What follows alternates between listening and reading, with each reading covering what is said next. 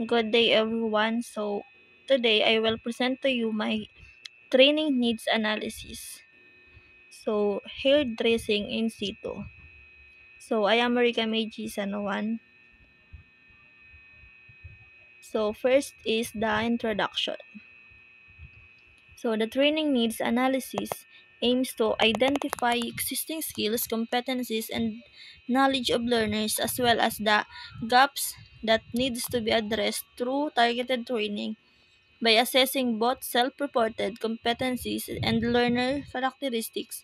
The TNA or training needs analysis provides that essential data for designing relevant, effective, and learner-centered training programs. This process ensures that the training content aligns with the learner's background, strength, and areas for improvement, ultimately enhancing their performance, employability, and professional growth. So, sa TNA is the objectives of the past knowledge and competencies of trainees. So, kasama dito yung pagtukoy sa mga gaps o kakulangan na kailangan tugunan sa pamamagitan ng target training. So, nakabase ito sa self-reported competencies at learner characteristics. So, ang process na ito ay tumutulong para masigurado na ang training ay angkop sa background, strength, at areas for improvement ng trainees.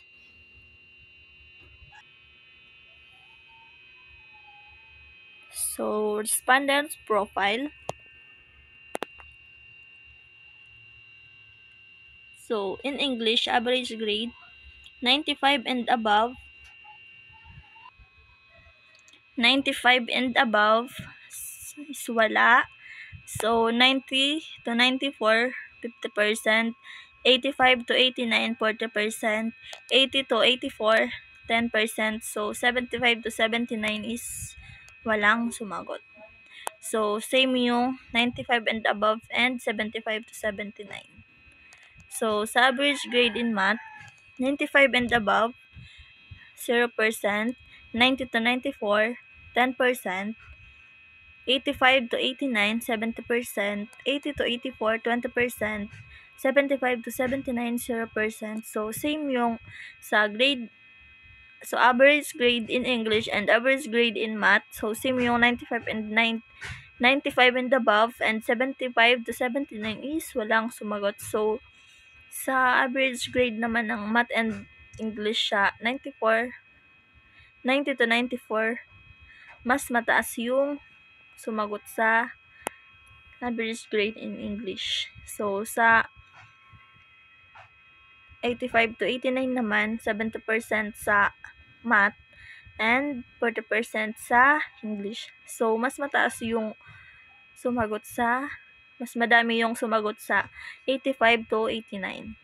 And, same din, mas mataas yung sumagot sa, mas marami yung sumagot sa math sa average grade na 80 to 84. So, respondent profile. So, sa educational attainment, majority yung college level.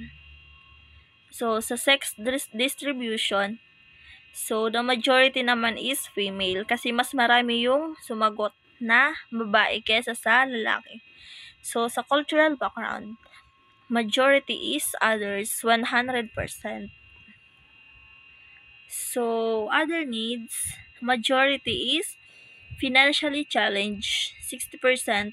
So, sa working students is 40%.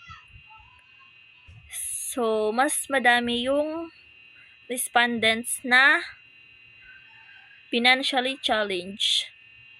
So, learning style distribution, kinesthetic is 15%, visual 40%, auditory is 10%, reflector 10%, theorist 15%, pragmatist is 10%. So, survey result. So, in core competencies, 234 yes, 26 no. Sa common competencies, 157 yes, and 13 no. So basic competencies, 234 yes, 26 no. So as you can see, same yung results sa core competencies and basic competencies. So as you can see, mas marami yung trainees na may sapat na competencies, pero mayroon pa ring ilan na nangangailangan ng dagdag na training.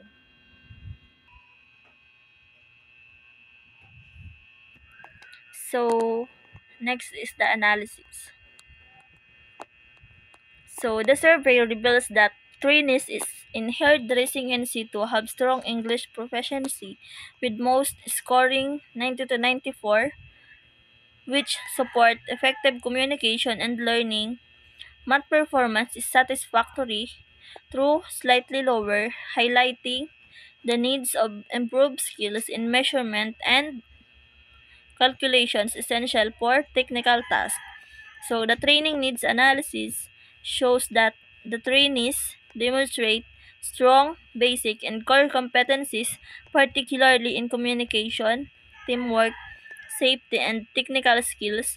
However, minor gaps remain in common competencies such as client relations, quality standard, and workplace management, indicating areas for targeted training. So, sa result, pinapakita na mas malakas ang English proficiency ng trainees. So, karamihan ay nasa 90 to 94 score range. So, ang math scores ay medyo mababa, kaya may pangangailangan ng dagdag na training sa measurement at calculation na mahalaga sa technical task.